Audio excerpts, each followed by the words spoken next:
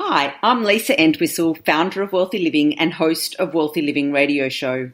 I help open-minded, big-hearted people connect to themselves, others, and the world around them, guiding them to live a wealthy life, both personally and professionally. On this podcast, I have conversations with a variety of different professionals to discuss topics that cover our physical, our emotional, and our spiritual wellness. We discuss topics that impact our work, our relationships, and our health, and together we suggest ways to help you live a wealthy life. So according to new research, the wellness tourism is growing twice as fast as overall tourism, redefining the travel needs for people, as well as giving us insight into the way people are feeling and the heightened need for self-care.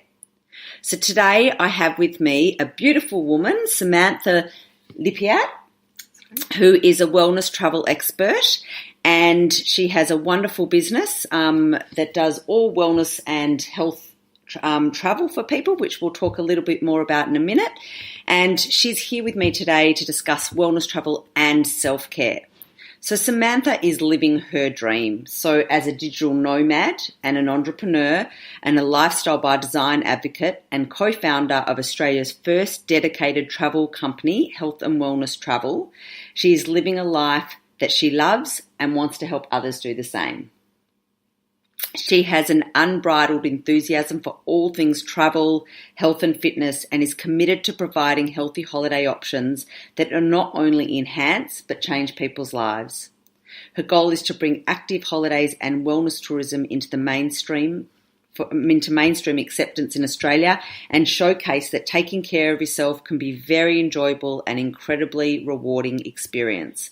So welcome, Samantha. Thank you very much, Lisa. It's lovely to be with you here today. Yes, it's a great topic, and it's something that's really in my world at the moment, because I'm actually going to be running a retreat in Thailand in March. So so that's really exciting, and it's all about sustainable wellbeing. So Brilliant. It's awesome having you here to chat with you about your experiences and what you've seen within the industry, as well as why people are taking so many more wellness type holidays, and it's becoming more and more important need for people, and same with self-care.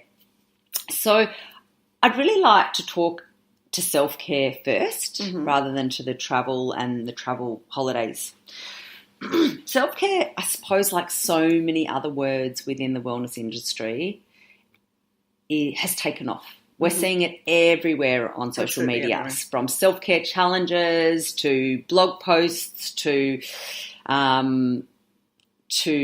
I even put self-care as my big intention for 2019. Brilliant. And I even started by buying myself a bunch of flowers the other day when I just saw them, just for buying myself flowers. And I was so proud that I did that I even posted it on Instagram. So, Fantastic. It's definitely something that's really out there. So I want to know why you think that this has become such a publicized area. Look, I really think that self-care at the moment is on everyone's minds, because we're so connected in the world and we're so overwhelmed. And in a lot of instances, it's almost like we can have it all, but to have it all is really overwhelming. And so it's now a focus for people to to accept it's okay to take care of yourself, which it's always been, but we're really having to put a focus on it to allow ourselves to take care of ourselves. So, it's going into social. I mean, there's also the aspect it's going to be in there. People are Self-Care Sunday. We were talking about this before, Instagram, really sort of getting out there. It's trendy to look after yourself, which I think is fantastic. What a great trend. But it was like we almost needed that movement to give ourselves permission to take care of ourselves, because we were so busy doing it all and juggling it all. And it used to be that it was, work until 10 o'clock at night and, really just drive yourself into the ground. And that was the cool thing to be doing. And now we're seeing that turn around because it's not sustainable. Yeah, thank goodness, because the amount of people that are hitting burnout and stress and overwhelm and anxiety is just going up and up and up. So if it takes a movement like this and this possibly overused term on the channels that people are looking at the most, then awesome, because if it takes that for people to start looking after themselves, then brilliant. Absolutely. I mean, that's certainly, that's what we believe. We keep shining the light on self-care. So, it's got to take off somewhere. Yeah. So what is self-care to you? Look, self-care to me, and the thing is, we actually we have a Strong Healthy Women campaign that we run through Health and Fitness Travel, and we ask women this question every Friday. We put an interview up and we ask women this question, and it's really interesting to see all the responses. So I would say, personally to me, it is having some alone time. It's recharging. It is being disconnected.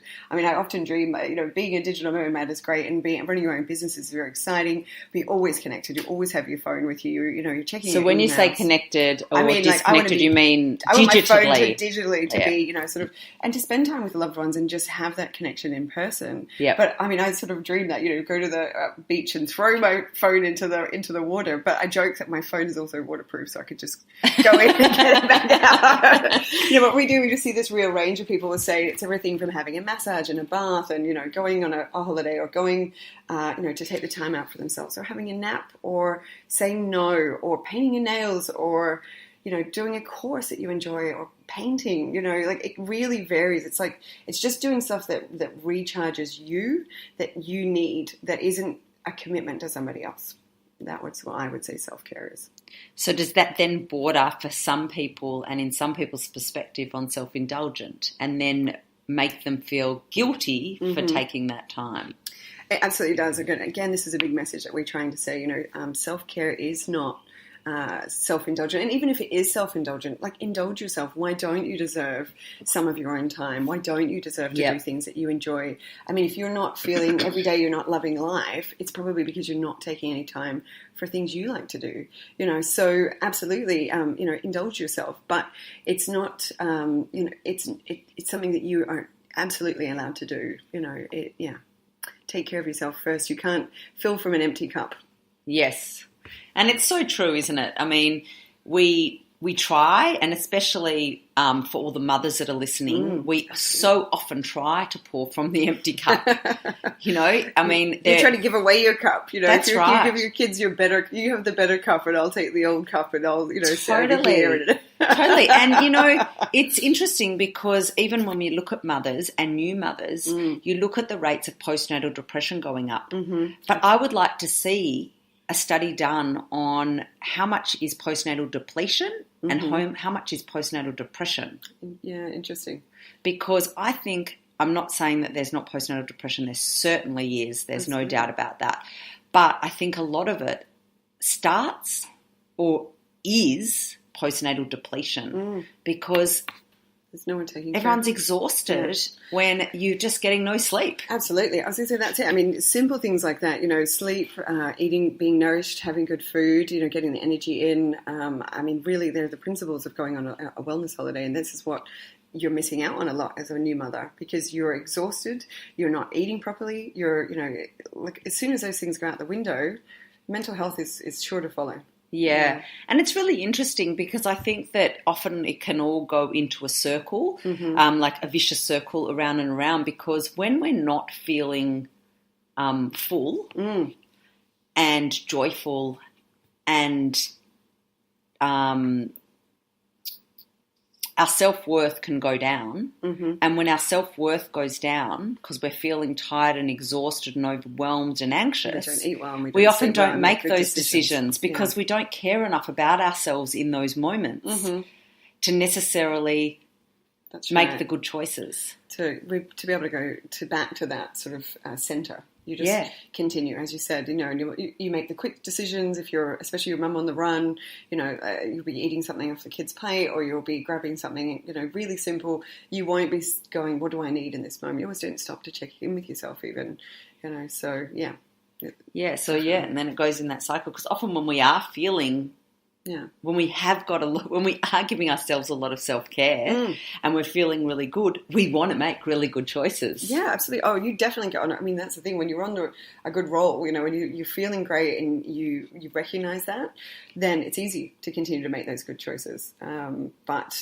And it's easy for people to say if you should just do this or do that, but they don't know each person's individual circumstances as well.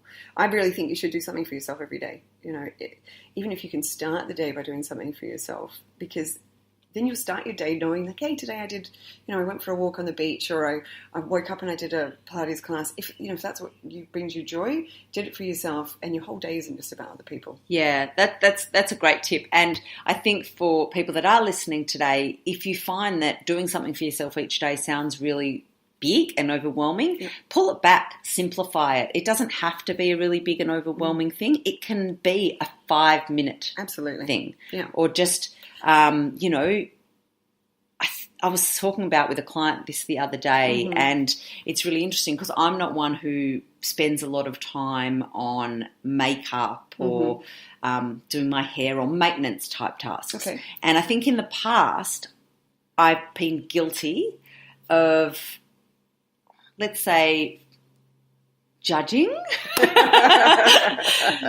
people that might have spent a lot of time doing that. Okay. And I had this aha moment the other day when I was with a client saying, not even just that it makes them feel good, but because that's true and good on them, and I've let go of any of that judgment anyway. That was quite some time ago. But now I think another level to that is the self-care that comes with looking at yourself in the mirror.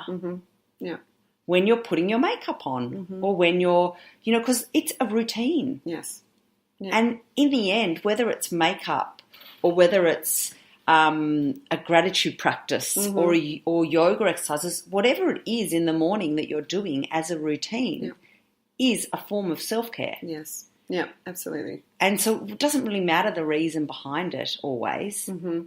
The actual task in itself of looking at yourself in the mirror and caring enough about, even if it is just external, it's a form of self-care. It's your time. It's your time. I think that's it. It's your time to do with what you need. Yeah. For me, like I love to read really trashy novels, right? But owning a business, I'm very aware that I need to use my time to read business books and to do business courses, and so I had really let go of doing that. But I love to go into that alternative sort of world, and I will devour books, and I really enjoy it. But I was pushing it aside, and so that was something that I was able to bring back very easy, and I can do it anywhere. Even now I've started listening to some audiobooks, so I can do it while I go for a walk, and sort of I can do two things for myself as well. So but it was just interesting how I had defined my life by I'm a business person and this is my I don't have room for that, but I enjoy it. I enjoy sketching. I'm not very good at it, and I think that was another thing that you think of is that you're like, well, I can't,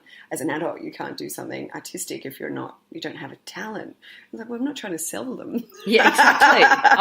I do doodling creative meditations all the time. Yeah, this is it. It's like, but I enjoy it. I like to sit down, especially I love to be by the water, and so we sit down at the beach and I'll draw, and I can see the improvement after a few days of doing it and things as well. And it's just for me. I don't have to, I often show my husband, like, can we put this on the fridge? But, it's just something I enjoy doing. It brings joy to my life. And I think that's what self-care is. Yeah.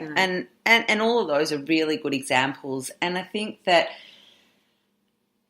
sometimes when something becomes a buzzword,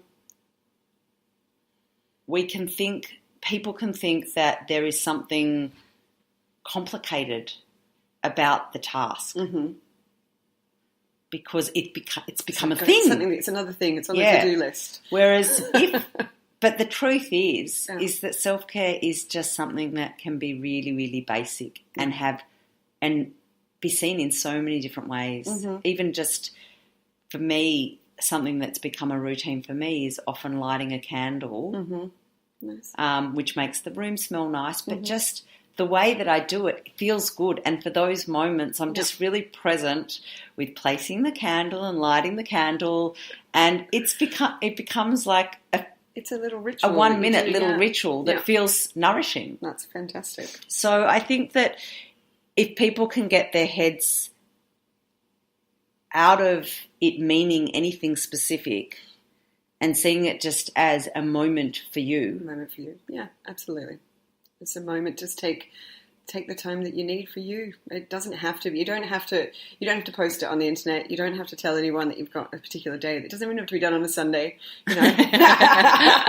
Self-care can be any day of the week. It's just we do, because you said we're seeing the rise of lots of mental health issues, and I think part of that is that it's coming into